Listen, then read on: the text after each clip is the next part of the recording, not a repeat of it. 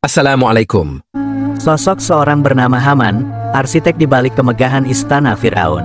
Haman adalah pria paling berpengaruh di dalam kerajaan Firaun. Di sana ia menempati beberapa posisi penting antara lain sebagai menteri, penasihat raja dalam bidang keagamaan serta sebagai pelaksana proyek pembangunan istana Firaun. Al-Quran juga menegaskan bahwa Haman adalah arsitektur, ahli bangunan Firaun, yang perannya adalah sebagai pemimpin pekerja batu pahat, dalam arti lain dialah staf ahli Firaun di bidang bangunan.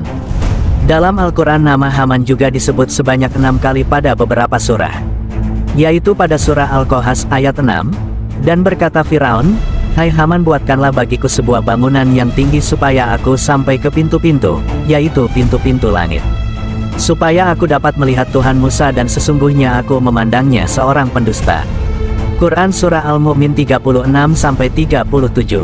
Haman merupakan salah satu tokoh dalam kisah Nabi Musa alaihissalam, yang disampaikan dalam Al-Quran. Dia adalah seorang pejabat tinggi di istana Fir'aun pada masa itu. Sifatnya yang sombong dan dukungannya terhadap kebijakan penindasan terhadap Bani Israel mencerminkan kepribadian yang tidak bermoral. Kisah Haman terutama mencuat dalam konteks pembangunan menara tinggi yang direncanakannya atas perintah Fir'aun.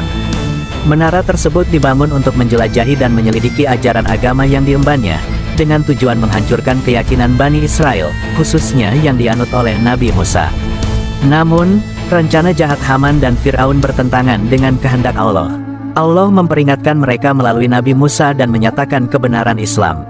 Akibat ketidaktaatan mereka terhadap peringatan tersebut, mereka akhirnya mendapat hukuman Allah. Dalam kisah ini, Haman mewakili unsur keangkuhan dan ketidakadilan di dalam pemerintahan Fir'aun. Kesombongannya terhadap kekuasaan dan penindasan yang dilakukannya terhadap umat Allah menyebabkan kejatuhan dan hukuman yang setimpal dari Allah.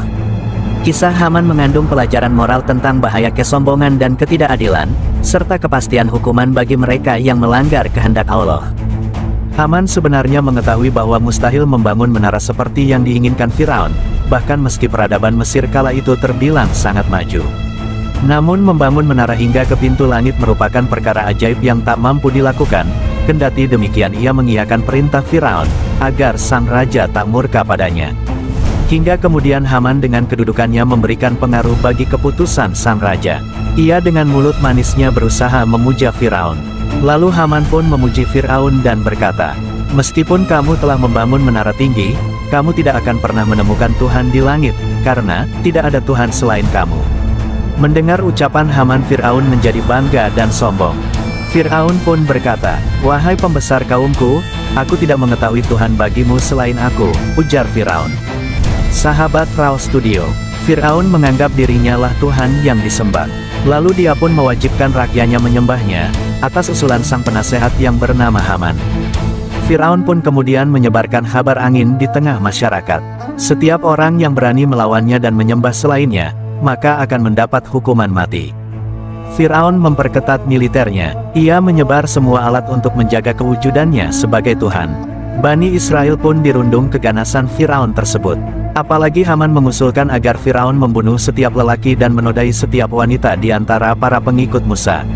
Lalu Allah Subhanahu wa Ta'ala berfirman, "Dan akan kami teguhkan kedudukan mereka di muka bumi dan akan kami perlihatkan kepada Fir'aun dan Haman beserta tentaranya apa yang selalu mereka bimbangkan." Quran Surah Al-Qasas ayat 6. Haman jualah yang menasihati Fir'aun untuk menolak misi keagamaan dari Nabi Musa alaihissalam pada peristiwa pelarian Bani Israel dari Mesir, hingga pada akhirnya Haman ditenggelamkan di lautan bersama Fir'aun dan bala tentaranya.